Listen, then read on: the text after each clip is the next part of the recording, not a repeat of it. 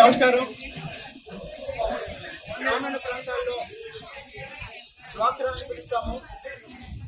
అలాగనే పట్టణ ప్రాంతాల్లో పట్టణ పేదరిక నిర్మూలన కోసం ఏర్పాటు చేయబడినటువంటి మెప్మా తిరువూరు విభాగానికి ఈరోజు ప్రజాస్వామ్యబద్ధంగా 33 మంది సభ్యుల్లో 26 మంది ఇక్కడికి వచ్చి 5-6 కిడ్నాప్ చేసి భయపెట్టినా సరే, లేదా ఇళ్లలో నుంచి బయటికి రాకుండా నిర్బంధించినా సరే, రౌడీ మూకలకు కూడా భయపడకుండా ఈరోజు ఇక్కడ దాకా వచ్చి బహిరంగంగా మా మెజారిటీ ఇదేని చూపిస్తున్నాం.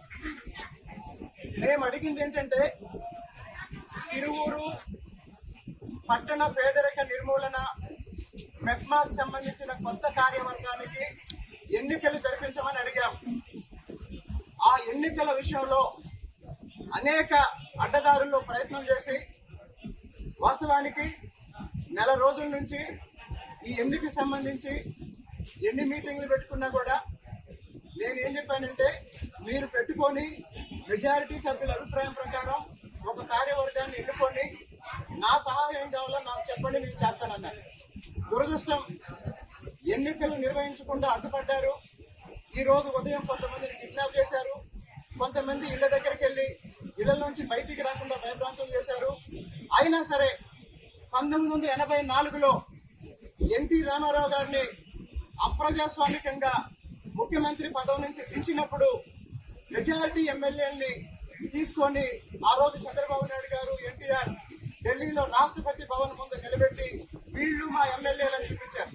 అలాగే ఈరోజు తిరువూరు పట్టణ పేదరిక నిర్మూలన కమిటీకి సంబంధించి 33 మందిలో 26-27 మంది ఈరోజు మా దగ్గర ఉన్నారు. మేము ఎన్నికలు జరపమని అడుగుతున్నాం. ఎన్నికలు జరపమని అడిగితే దురదృష్టవశాత్తు పైనుంచి వచ్చిన ఒత్తిడి వల్ల పీడీ గారు కూడా ఈరోజు 10 గంటలకు ఎన్నికలు అయితే ఎన్నికల సమయానికి ఆయన వాయిదా వేస్తున్నట్టు ప్రకటించాడు. నేను పీడీ గారిని అడిగా ఫోన్ చేసి, సార్ మీరు ఉద్యోగం చేస్తున్నారా, రాజకీయాలు చేస్తున్నారా అని అడిగాను.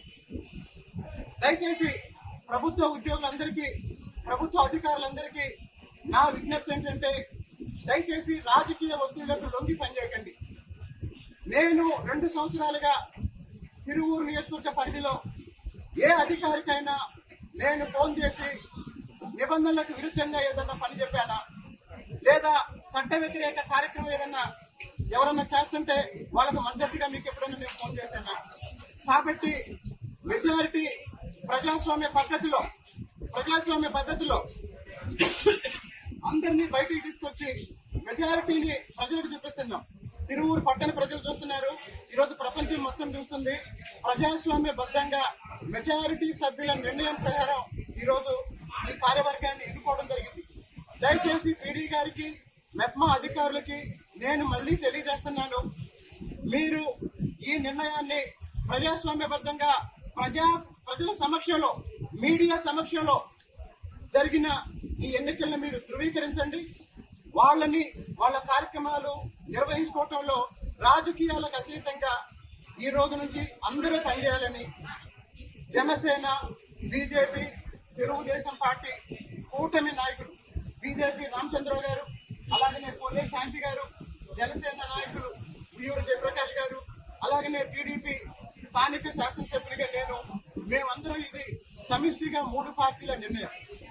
దీన్ని ఎవరైనా స్వార్థ ప్రయోజనాల కోసం వ్యతిరేకిస్తే, ఈ సమిష్టి నిర్ణయాన్ని వ్యతిరేకించిన వాళ్ళు ఎవరైనా సరే ప్రజా ఆదరణ ముందు, ప్రజా బలం ముందు, మెజార్టీ ముందు నిలబడలేరని తెలియజేస్తూ, భవిష్యత్తులో దయచేసి అభివృద్ధికి ఆటంకాలు కలిగించే చర్యలు ఎవరు చేపట్టొద్దని ఈ సందర్భంగా తెలియజేస్తూ, ఇప్పుడు ఎన్నికైన కార్యవర్గానికి నా శుభాకాంక్షలు తెలియజేస్తూ, తిరువూరు పట్టణ పరిధిలో